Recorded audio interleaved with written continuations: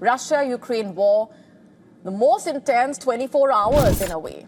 January, minus 15 degrees Celsius, 69 Russian assaults in one day, 68 failed, burned vehicles, broken infantry, entire attack waves erased before reaching Ukrainian lines. From Pokrovsk to Kupiansk, Russia pushed forward. The front line gave way, not Ukraine's, Russia's. Putin's offensive is collapsing in real time, not slowing, not regrouping, collapsing. Russian units are advancing on paper and disintegrating on the ground, sector by sector.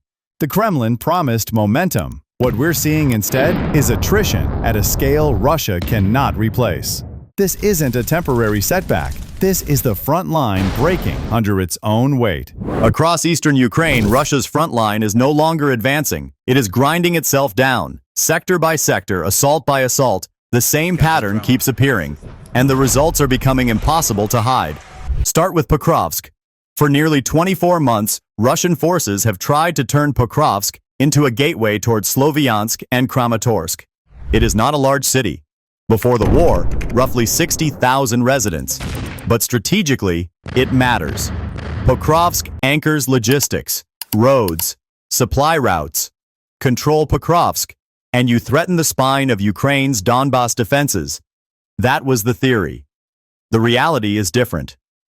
Between January 15th and January 21st, Russian units launched repeated assaults in the Pokrovsk direction, often 20 to 30 engagements per day concentrated in a narrow sector. Ukrainian reporting confirms that the overwhelming majority of these attacks failed to secure lasting positions. Temporary footholds were established, then erased. Russian troops moved forward. Ukrainian units withdrew just enough to expose them. Then drones descended. Mortars followed. Artillery finished the job. Losses mounted. In one documented week alone, Ukrainian defenders reported more than 370 Russian soldiers killed or wounded in the Pokrovsk-Mirnohrad axis, alongside 80-plus vehicles, including trucks, motorcycles, and lightly armored transports. These are not symbolic numbers. These are operational losses that reduce combat power. And Pokrovsk is not alone. Move north to Mirnohrad, a satellite city that Russia hoped would fall automatically if Pokrovsk cracked. It didn't. Assault groups shifted tactics, switching from armored pushes to dispersed infantry units. Small groups, night movement, motorcycles, foot patrols. It failed again. The casualty rate didn't slow. It accelerated. What we are seeing is not a shortage of Russian attacks. It is a shortage of Russian success. Positions are taken and lost within hours. Commanders report progress on paper. Maps change colors briefly. Then Ukrainian counterfire wipes the gains away. This isn't momentum. It's an army paying blood for headlines it can't sustain. Now look east to Kupiansk. Kupiansk was supposed to be a prize. Russian officials claimed it had already fallen more than once. But by mid-January, reporting from multiple independent outlets showed the opposite. Ukrainian units were not retreating. They were reclaiming ground. Entire neighborhoods once labeled lost were back under Ukrainian control. Drone footage showed Russian positions collapsing under coordinated strikes. Observation drones were rammed mid-air, bunkers abandoned, infantry fleeing through snow-covered tree lines. What makes Kupiansk significant isn't just territory, it's symbolism. Kupiansk is a rail hub, a logistical artery. If Russia cannot hold Kupiansk, it cannot stabilize supply lines in that sector. And without logistics, there is no sustained offensive, only bursts of violence followed by exhaustion. Across the broader 1,200-kilometer front line, the pattern repeats. On a single day, Ukrainian tracking recorded 69 combat engagements across multiple sectors. Russia initiated most of them. Ukraine stopped nearly all. By the end of that 24-hour period, Russian losses were estimated at 800-plus soldiers, over 100 vehicles, and dozens of artillery systems and drones. This is not normal attrition. This is structural failure. Russia is attacking everywhere and breaking through nowhere. The front line hasn't collapsed in one dramatic moment. It is collapsing because it cannot regenerate faster than it is being destroyed. Every failed assault drains trained manpower. Every destroyed vehicle removes mobility. Every drone shot down is one less eye in the sky, and replacement forces arrive with less training, less cohesion, and less confidence. What Putin promised as pressure is turning into depletion. And in modern war, depletion always wins, just not for the side that starts it. What makes this moment dangerous for the Kremlin is not simply that assaults are failing, it's that Russia no longer has a way to stop failing without admitting collapse. Every army reaches a point where commanders pause, regroup, rotate units, rebuild strength. Russia cannot afford that pause, not militarily, and not politically. Putin has tied the legitimacy of his war to the idea of constant pressure, not victory, pressure, forward motion, even symbolic. Because the moment the attacks slow, the narrative collapses, and the narrative matters more than terrain. That is why Russian assaults continue even when the outcome is predictable. Look at manpower. By conservative Ukrainian estimates, Russia has suffered well over 1,200,000 total casualties since the full-scale invasion began. Even if you discount those figures heavily, the scale is still historic. Russia is no longer losing elite units. Those are gone. It is losing replacement units, men mobilized with weeks, sometimes days, of training. These troops arrive at the front without battlefield experience, without cohesion, and often without adequate equipment. Helmets are mismatched. Body armor is missing. Radios are scarce. Coordination depends on civilian phones and messaging apps vulnerable to interception. Ukraine knows this and designs its defense around it. Russian commanders attempt to compensate by increasing tempo. More assaults, more probes, more pressure. But this creates a paradox. Higher tempo requires higher quality logistics, faster resupply, better communication. Russia has none of those in abundance anymore. Fuel shortages slow movement. Artillery barrels are worn out. Drone losses force reliance on fewer eyes in the sky. And Ukrainian electronic warfare increasingly blinds what remains.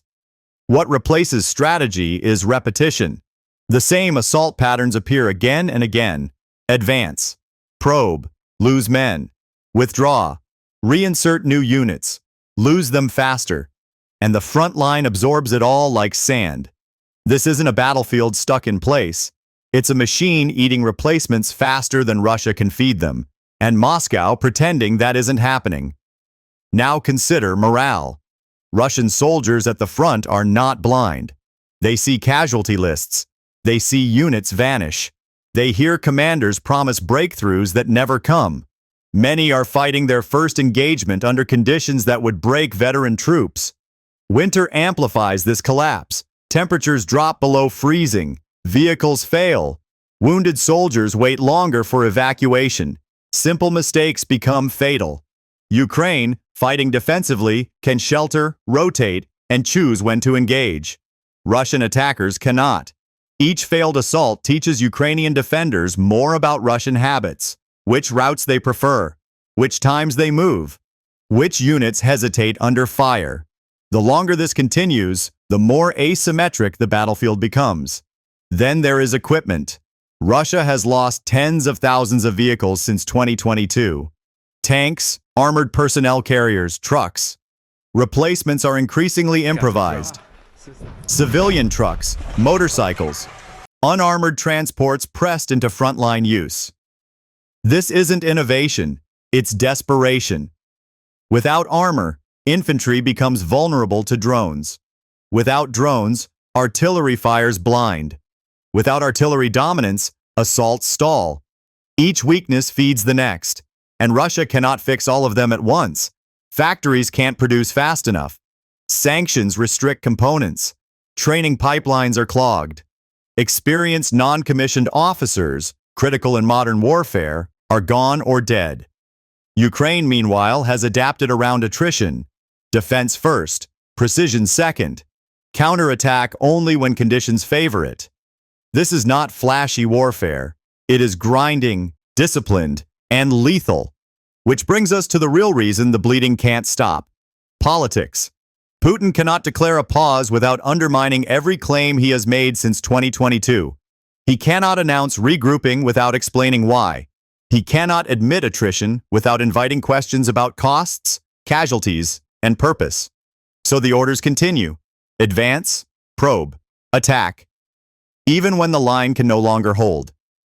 This is how front lines collapse, not with a single breach, but with a command structure that refuses to acknowledge reality until the ground gives way beneath it.